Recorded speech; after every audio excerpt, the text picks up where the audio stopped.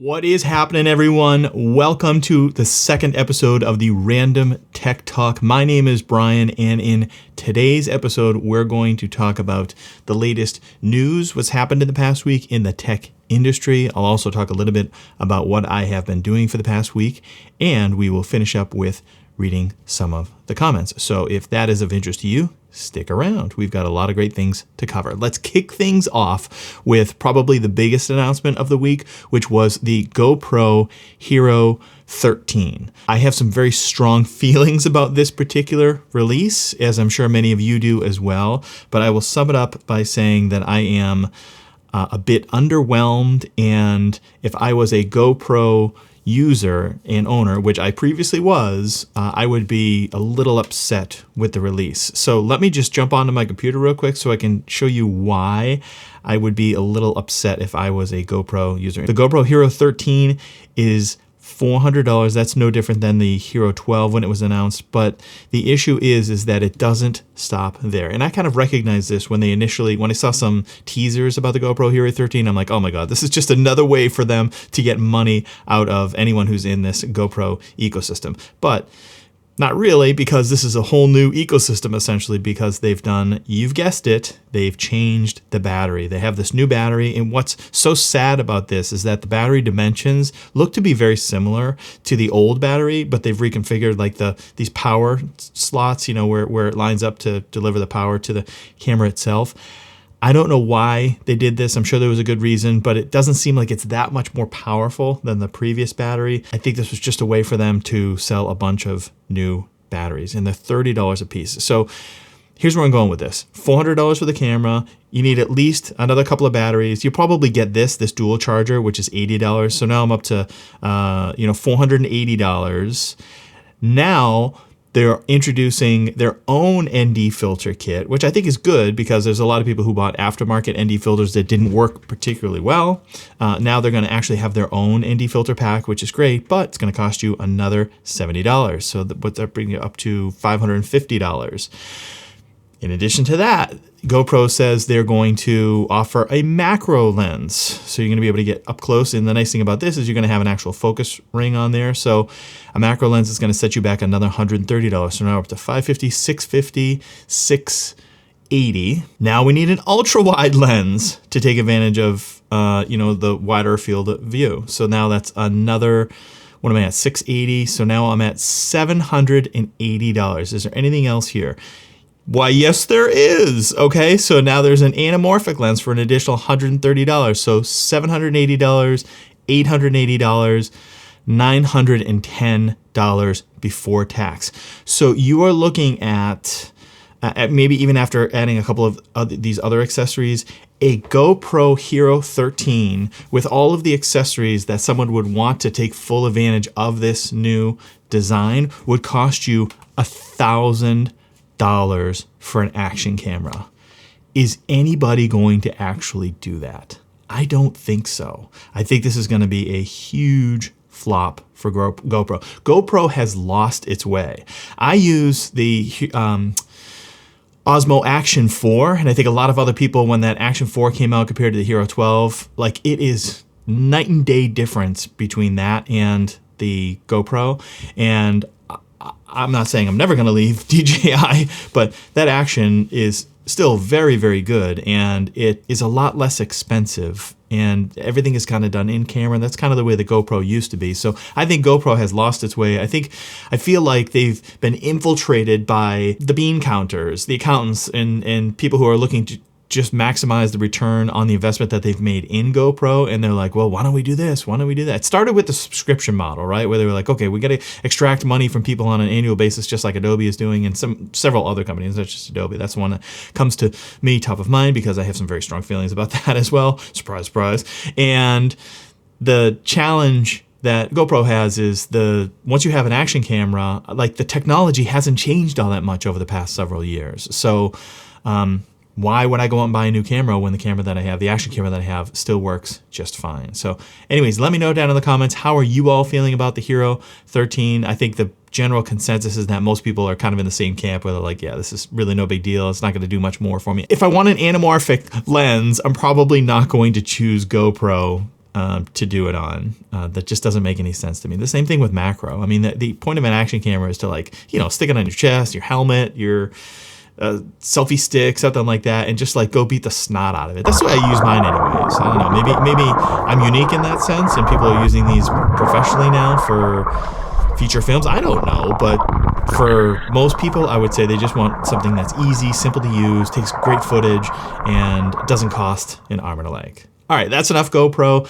Let's talk about Sony. Sony introduced this past week, or they launched the 85mm 1.4 GM2 lens, which is a fine lens. I mean, it's like one of those lenses that I think if you need an 85mm and you want a new lens, like, it's great. I mean, it's better in every way compared to the one that it was, but I feel like Sony just really missed the mark on this one because they really should have done something with an f1.2 aperture, because that would be in direct competition to the Canon offering. I feel like, in Nikon as well. So I think like the people who are going after that type of lens really appreciate the 1.2 as opposed to the 1.4.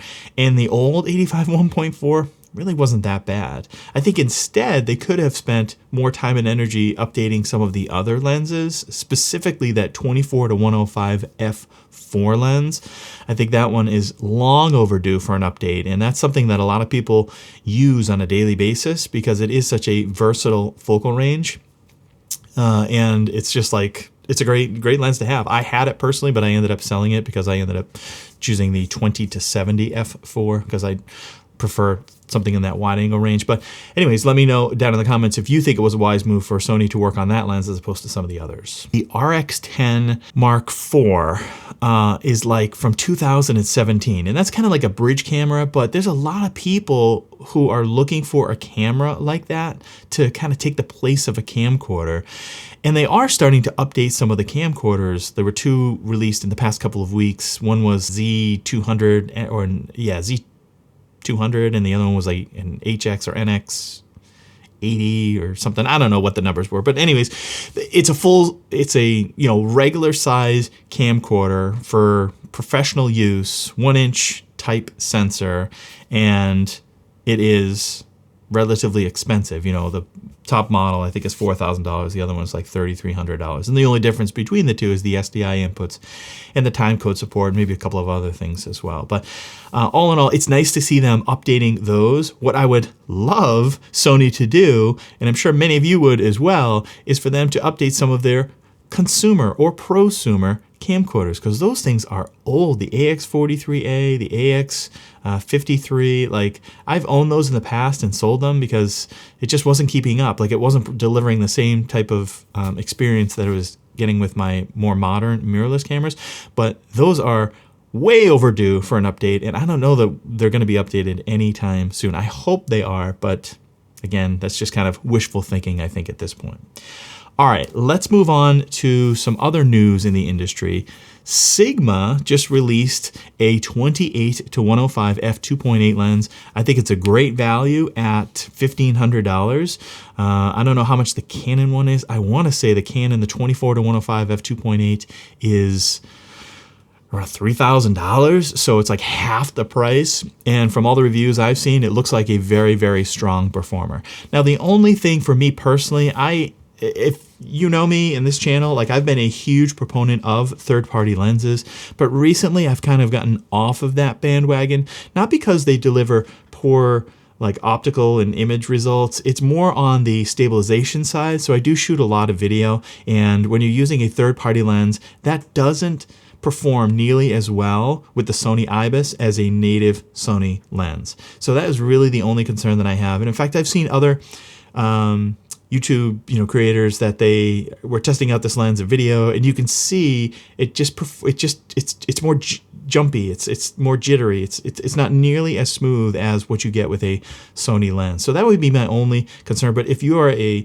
stills photographer, if you're like an event photographer, wedding, like anything like that, where you're kind of in a run and gun type situation and you're shooting predominantly stills, that is a fantastic option because it covers just this wide focal range, and you get that bright f2.8 aperture, so you can use it in fairly low light situations. It's a great lens. I don't want to take anything away from it because I do think it's a incredible value for just the right use case. It's just not me personally, but I'm sure for many other people, it's going to work really, really well.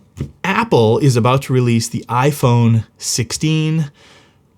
From what I've read and heard so far, it doesn't look like there's going to be anything like real earth-shattering in there. I am on like a 3-year upgrade cycle. I had the iPhone 11, and when I upgraded from the 11 to the 14 Pro Max, it was a pretty significant jump in terms of camera, just speed, screen, all that stuff.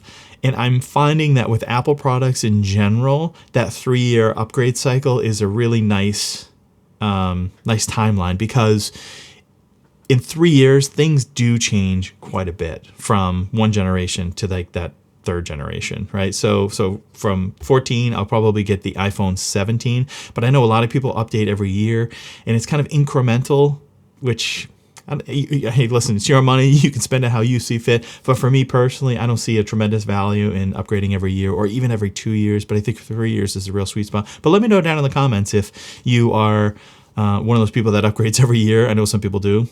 And like I said, it's your choice, your decision. All right, let's talk DJI for a second. They have this new vlogging drone. It's called the Neo, and it is very inexpensive. It starts at $199. If you get a couple of extra batteries, I think it jumps up to $289 or something like that. You can use the remote. You have to purchase that separately, obviously, if you don't have another DJI drone.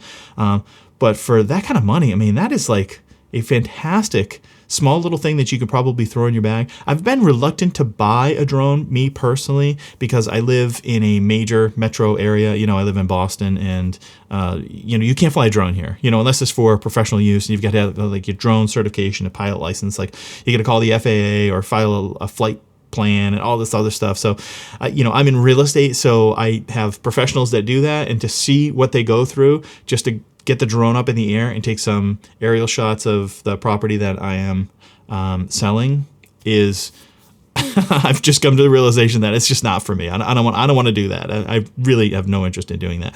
But for something like this, where you can set it at, it's just a couple of meters away. It's really not a big deal. It's above you. It's kind of flying below. Like, shouldn't be that big a deal. If someone confronts you, you could be like, oh, it's not actually not, it's only 150 grams or something like that. It's tiny. It's not something that you need a drone pilot's license for.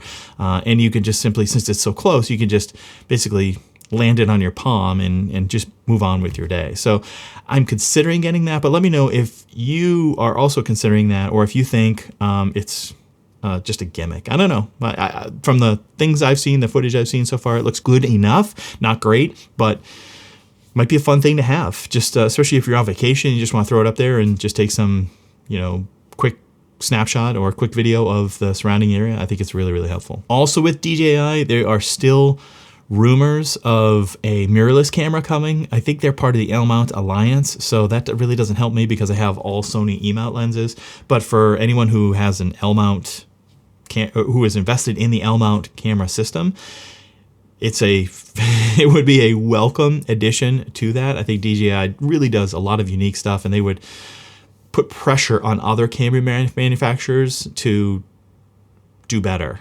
And let's talk about that for a second, because I feel like camera technology in general, like over the past couple of years, it is really like flatlined. We're not seeing a tremendous amount of innovation. We're just seeing like little incremental improvements here and there, but nothing has come along that just like blows your socks off. And one of the biggest things that I know Tony Northrup like talks about this all the time, but security, like on these cameras, like there are still people getting like mugged, bags are stolen from cars because of camera equipment. Like there's still, these are expensive cameras, and there's still nothing on these cameras that prevents someone from being able to use it if they are stolen. So the amount of merchandise out there that is just stolen, that is being resold on eBay and Craigslist and Facebook Marketplace, is insane. It's absolutely insane.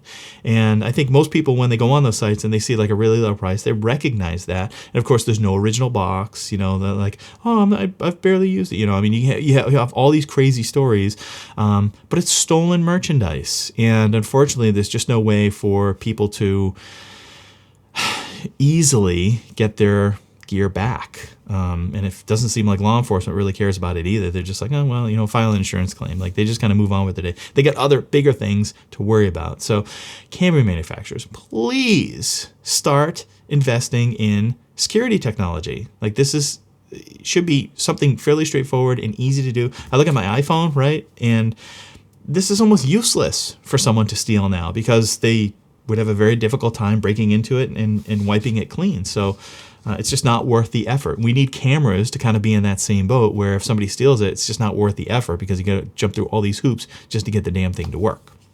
All right, I'm off my soapbox.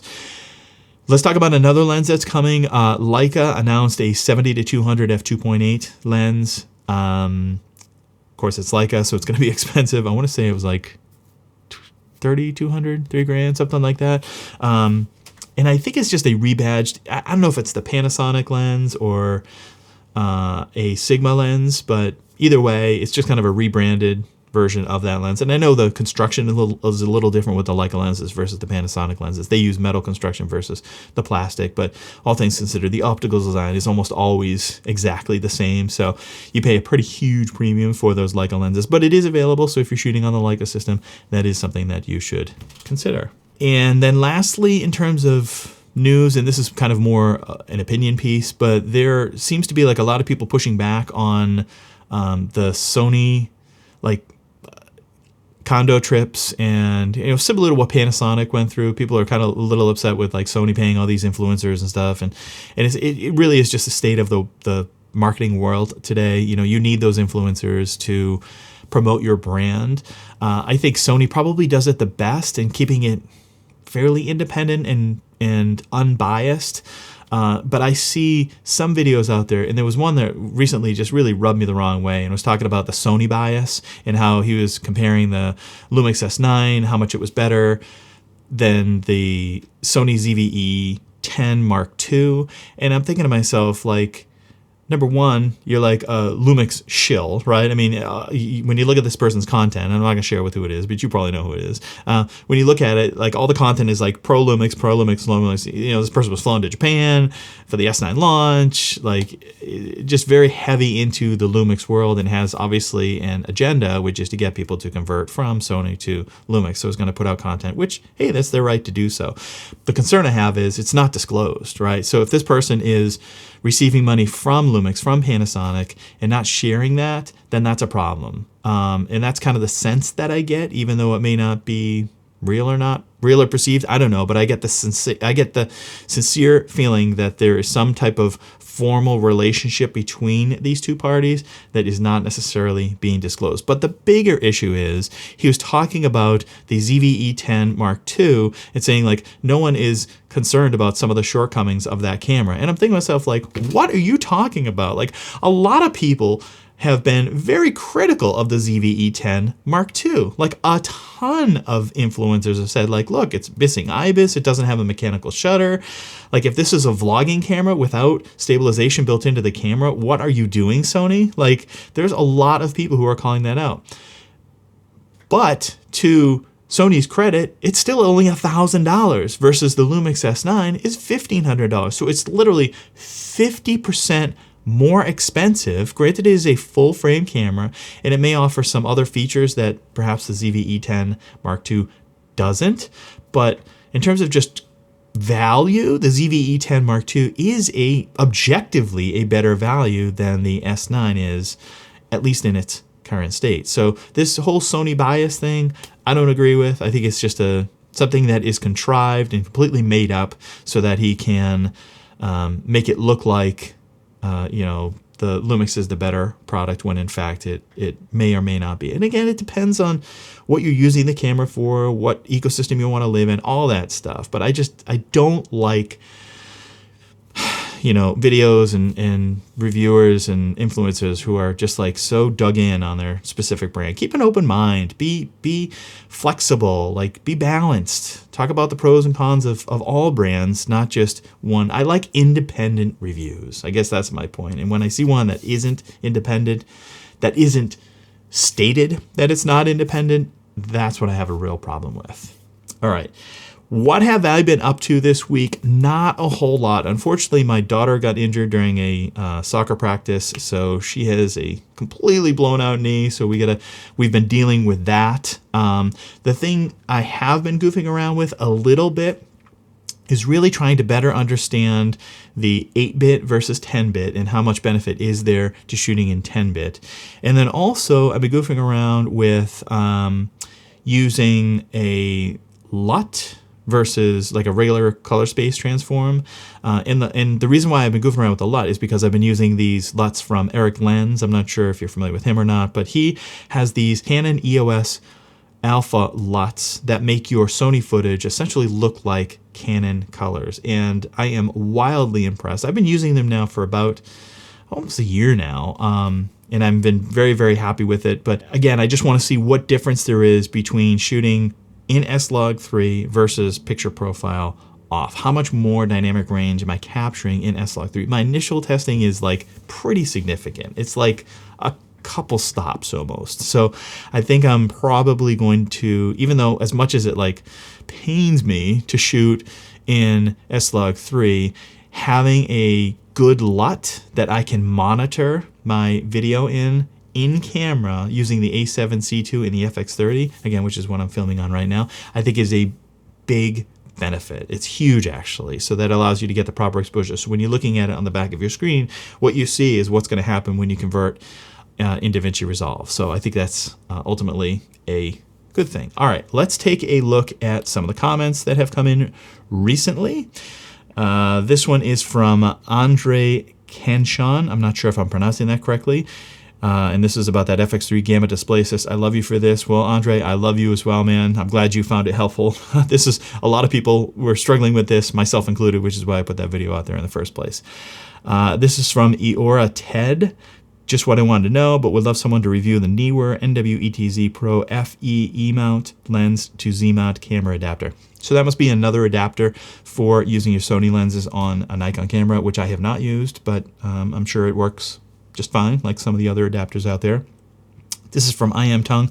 I don't know if you know I Am Tongue, but he is awesome. He is a fantastic content creator.